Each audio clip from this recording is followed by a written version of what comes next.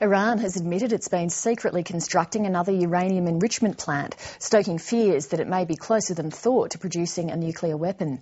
The confession comes just hours before the US, France and Britain were expected to reveal its existence, and less than a day after the United Nations Security Council unanimously adopted a resolution committing member nations to wiping out nuclear weapons and reducing nuclear dangers. Iran was supposed to have stopped all enrichment under threat of sanctions by the Security Council, and while the UN resolution contained no mention of new sanctions, Tehran's admission will cause great anger in the West. Karen Barlow reports. Iran has revealed it's working on a second uranium enrichment facility. The disclosure was made to the UN's nuclear watchdog this week, and it's been announced just a day after the US President's resolution in the UN Security Council to eventually eradicate nuclear weapons. Barack Obama had been feeling upbeat about the prospects for global nuclear disarmament. We know there are plenty of cynics and that there will be setbacks to prove their point. But there will also be days like today that push us forward, days that tell a different story. The disarmament goal had been supported by the 15 Security Council member nations, including Russia and China. The draft resolution has been adopted unanimously as Resolution 1887 of 2009.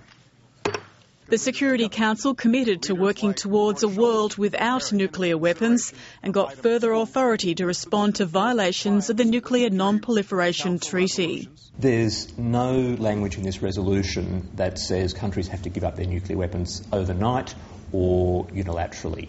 We will see nuclear weapons in the world for a long time to come yet, perhaps forever, but this is a step towards their elimination. It's going to be a very slow process.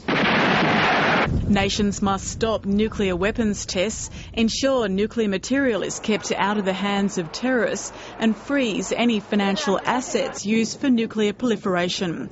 As well, nuclear weapons must not be used against a country without nuclear weapons or countries that have signed the Nuclear Non-Proliferation Treaty. So in a way, this is a promise to North Korea that if it comes back to the NPT and abandons its nuclear weapons, then it's safe from the US nuclear threat.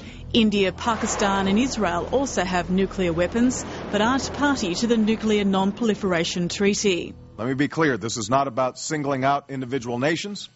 It is about standing up for the rights of all nations who do live up to their responsibilities. Iran is under UN sanctions for refusing to suspend enrichment and failing to clarify suspicions about its nuclear activity. North Korea is under sanctions for test-firing nuclear weapons. While there are no new sanctions under the Security Council resolution, Britain and France want them. President Obama himself has said, "I dream of a world where there would be no such weapons." And yet, right in front of us, two countries are doing exactly the opposite. Iran is due to hold talks next week with the US, Britain, France, Russia, China and Germany. But the revelation about Iran's new uranium enrichment plant has now put that in doubt.